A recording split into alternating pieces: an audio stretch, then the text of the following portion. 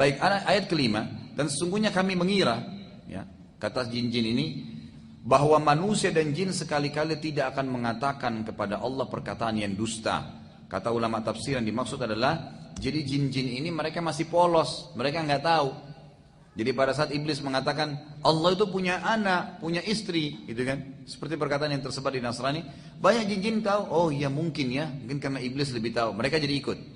Maka yang terjadi jin-jin ini mengatakan, dan sungguhnya kami mengira, kami nggak sangka kalau iblis berani bohong dengan Allah, bahwa manusia dan jin sekali-kali tidak akan mengatakan perkataan dusta kepada Allah. Ternyata masih ada yang bohong dusta pada Allah gitu. Ayat ke-6, dan bahwasanya ada beberapa orang laki-laki di antara manusia yang meminta perlindungan kepada beberapa laki-laki dari jin, maka jin-jin itu menambah bagi mereka dosa dan kesalahan. Sebagian sebab turunnya ayat ke-6 dan ayat ke-7 ini, ternyata Bapak Ibu sekalian, orang-orang Arab dulu, tradisinya mereka, tradisi orang-orang kafir Quraisy itu mereka kalau lagi dalam perjalanan, kemudian nginap di sebuah tempat, kalau dulu kan lembah ya, di padang pasir lembah, itu tidak ada angin, tidak ada apa nih, tiba-tiba saja pimpinan mereka, setiap kali singgah di satu tempat, keluarin makanannya setengah, lalu dia pergi ke tengah-tengah lembah, dia bilang, wahai penjaga lembah, gitu kan, ini setengah bekal kami, ambillah, jangan ganggu kami. Apa yang terjadi? Maka kata Allah SWT, fazaduhum rahaqa, jin-jin yang ada di situ tambah sombong. Nah ini kesempatan nih, makin disesatin, makin dibuat takut-takut. Makanya saya bilang itu hari, jangan pernah takut kecuali kepada Allah Subhanahu Wa Taala. Allah pencipta semuanya, nggak perlu takut. Manusia sebesar apapun, raksasa depan anda, sekuat apapun dia, kalau dia zalim, dia salah, anda sama Allah, walaupun anda kecil, anda akan dimenangkan oleh Allah Azza wa Jalla. Allah punya cara itu. Makanya Allah SWT buktikan pada saat Daud, ya, itu sedang berperang melawan Jalut, mati Jalut besar, berapa kali lipat lebih besar daripada badannya Daud alaihissalam, tapi mati di tangannya Daud alaihissalam. Itu kan Allah SWT buktikan itu. Lalu dikatakan di sini, maka jin-jin itu menambahkan bagi mereka dosa dan kesalahan. Ayat ketujuhnya, dan sesungguhnya mereka jin menyangka sebagaimana persangkaan kalian wahai orang-orang kafir Mekah, bahwasanya Allah tidak akan mengutus lagi seorang rasul. Ayat ke-8, dan sesungguhnya kami mencoba mengetahui rahasia langit. Ini yang saya katakan tadi, susun-susun tuh, mau dengar gitu kan. Maka kami mendapatinya penuh dengan penjagaan yang kuat dan panah-panah api. 9, dan sesungguhnya dahulu kami dapat menduduki beberapa tempat di langit untuk mendengarkan berita-beritanya. Tetapi sekarang, barang sampai mencoba mendengarkannya, tentu akan menjumpai panah api yang mengintai dan membakarnya.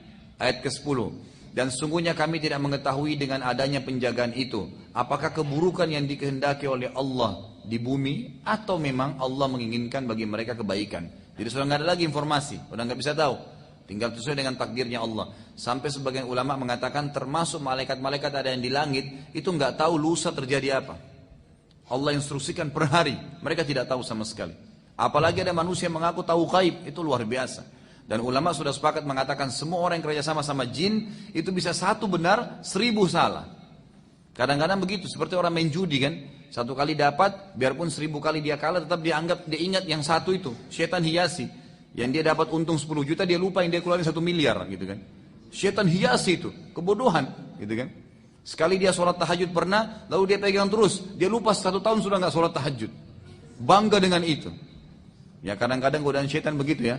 Saya kadang-kadang temuin di pengajian, saya sampaikan, jangan sampai kalau mau iman kita bertambah itu nyari orang yang lebih buruk. Misal contoh, kenapa anda nggak sholat? Saya masih mending Ustaz, karena saya masih sholat asar. Ada teman saya nggak sholat sama sekali. Patokannya orang yang lebih buruk. Jadi akhirnya dia merasa dirinya lebih baik. Itu syaitan hias itu. Mestinya kan, oh iya saya belum sholat, saya masih baru asar. Mestinya saya seperti teman saya yang 5 waktu sholat. Ya mestinya gitu. Syaitan buat kita bangga dengan amal kita itu.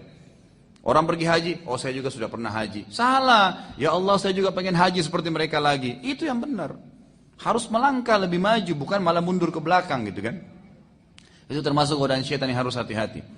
Lalu poin atau ayat ke-11, dan sesungguhnya diantara kami ada orang-orang yang saleh. Ini adalah jin-jin muslim tadi, jin mukmin yang tidak akan kerja sama manusia. Dan ada pula yang tidak demikian halnya, fasik ya, dan kafir. Kami menempuh jalan yang berbeda-beda seperti manusia. Dan di sini ulama tafsir mengatakan Ayat-ayat surah jin sudah cukup sebenarnya bagi setiap manusia sampai situ. Jangan lagi dalami alam jin, nggak perlu. Bagaimana mereka menikah, mereka tinggal di mana, seperti apa kehidupannya, nggak perlu kita dalamin itu. Cukup kita tahu ada makhluk namanya jin, seperti selesai. Ada makhluk namanya manusia, namanya malaikat, udah selesai. Kalau ada informasi sampai kepada kita, kita imanin. Kalau tidak ada, jangan dikorek-korek, nggak perlu. Karena Anda sendiri butuh program saat harian yang sangat padat. Ya kan gitu. Saya pernah bahasakan, masih ingat kan? Kalau bangun subuh ada bangun, kita harus baca doa. Bangun tidur. Kemudian sholat fajr, sunatul fajr, 2 rakaat sebelum subuh. Sholat subuh lagi. Ini antara azan dan iqamah ya. Kemudian sholat subuhnya. Habis sholat subuh tidak ada ba'diyah tapi ada zikir pagi. Istirahat sebentar, duha. Sebentar lagi istirahat, duhur. Qabliyah duhur, duhurnya ba'diyah duhur. Istirahat sebentar, asar. Qabliyah asar, asar dengan zikir sore. Tidak ada ba'diyah asar. Sebentar istirahat, maghrib. Qabliyah maghrib, maghribnya ba'diyah maghrib. Istirahat sebentar, isya. Qabliyah isya, isya ba'diyah isya. Sebentar istirahat, tahajud dan sholat witir. Ada waktu main-main nggak? Udah nggak ada. Sekali kita lalai itu bablas hilang tuh. Kan gitu. Anda kalau tadi malam nggak sholat tahajud, biar nangis darah nggak bakal kembali. Kan gitu. Nggak mungkin bisa terulang itu. Makanya syaitan mau keluarin kita dari program, nggak bisa. Kita saya sendiri sudah repot gitu kan. Anda coba yang perhatikan yang sudah biasa jaga zikir pagi sore. Pernah nggak rutin nggak pernah ketinggalan? Nggak bisa. Kita masih kadang-kadang lewat kebablasan. Syaitan bisikin tuh sebentar di jalanan bisa, sebentar di sini bisa, supaya kita lalai gitu kan. Tinggalin. Apalagi yang tidak pernah zikir sama sekali. Itu bagaimana caranya? Program Anda sudah padat dari Allah. Jangan sibukkan diri lagi dengan alam jin dan alam-alam yang lain, gitu kan? Udah selesai. Kita akan dihisab oleh Allah. Nomor 12 ayat 12, dan sesungguhnya kami mengetahui bahwasanya kami sekali-kali tidak dapat melepaskan diri dari kekuasaan Allah. Perhatikan, ayat ini luar biasa. Para jin berkata, dan sesungguhnya kami mengetahui bahwasanya kami sekali-kali tidak akan dapat melepaskan diri dari kekuasaan Allah di bumi, di muka bumi, dan kami tidak bisa lari darinya. Hanya dengan bacain ayat Quran, jinnya bisa mati tuh kalau lagi di ruqyah. Kepanasan teriak-teriak jinnya, gitu kan? Saya berapa kali ruqyah orang teriak-teriak, padahal yang kita baca cuma ayat gitu. Kita nggak tahu bagaimana Allah Azza wa Jalla membakar dia. Sampai ulama sepakat mengatakan kalau dibacain terus ayat bisa mati dia kebakaran, kepanasan. Makanya dia kesakitan gitu kan. Itu kuasa Allah Subhanahu wa taala. Jadi minta kepada Allah bukan kepada jin. Allah yang Maha Kuasa. Ayat 13, dan sungguhnya kami tak kala mendengar petunjuk Al-Qur'an, kami beriman kepadanya spontan. Barang siapa beriman kepada Tuhannya, maka ia tidak akan takut akan pengurangan pahala dan tidak takut pula akan penambahan dosa juga kesalahan. Ayat 14, dan sungguhnya di antara kami ada orang-orang yang taat dan ada orang-orang pula yang menyimpang dari kebenaran. Barang siapa yang taat, maka sungguhnya mereka itu telah memilih jalan yang lurus. Ayat 15, adapun orang-orang yang menyimpang dari kebenaran, maka mereka menjadi kayu bakarnya neraka jahanam. Wa na'udzubillah.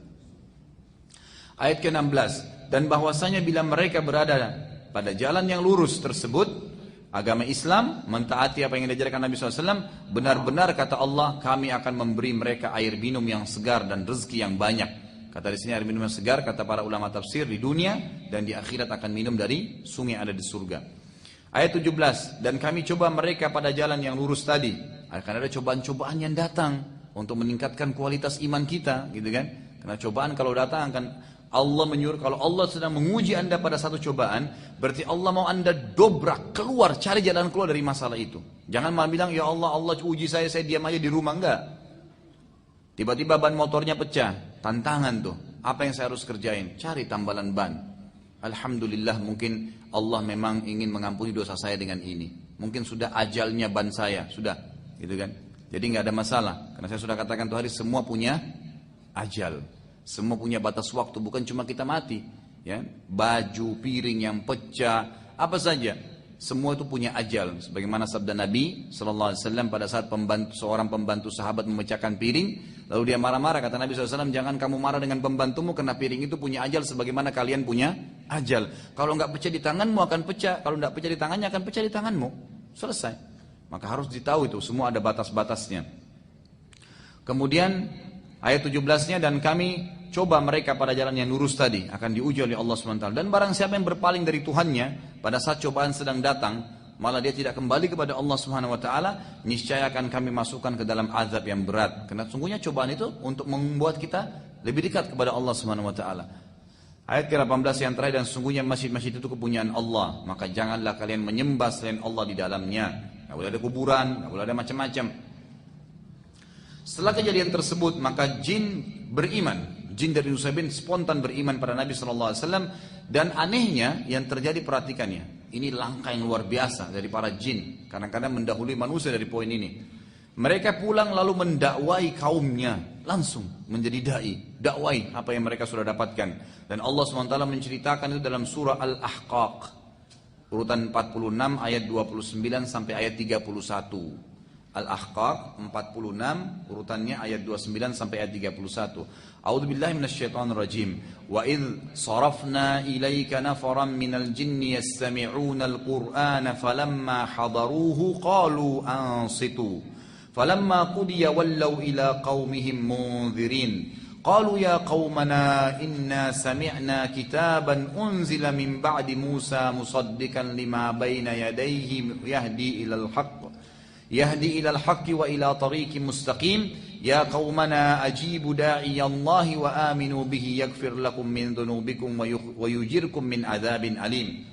Ini salah satu ayat yang dibaca kalau sedang ruqyah.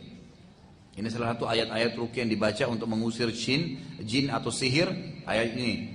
Kata Allah SWT dalam Al-Ahqaq, ya, ayat 29, dan ingatlah ketika kami hadapkan serombongan jin kepadamu wahai Muhammad yang mendengarkan Al-Quran. Allah lah yang membuat mereka datang. Dan tak kala mereka menghadiri pembacaan Al-Quran itu, mereka berkata, dengarlah dengan penuh perhatian. Semua disuruh dengar, mereka sepakat itu. Setelah mendengar bacaan Muhai Muhammad, mereka pun kembali ke kaumnya untuk memberikan peringatan. Langsung berdakwah, menyampaikan itu. Ayat ke-30 mereka berkata, hai kaum kami, sesungguhnya kami telah mendengarkan kitab Al-Quran yang diturunkan setelah Musa, yang membenarkan kitab-kitab sebelumnya dan menuntun ke kebenaran dan jalan yang lurus. Ayat 31, hai kaum kami, terimalah seruhan orang yang menyeru kepada Allah dan berimanlah kepadanya. Seruhan siapa? Nabi Muhammad SAW. Kalau sudah dikatakan qala Rasulullah SAW, selesai, kan gitu. Patuh. Itu tuntunan dari Allah Subhanahu wa taala.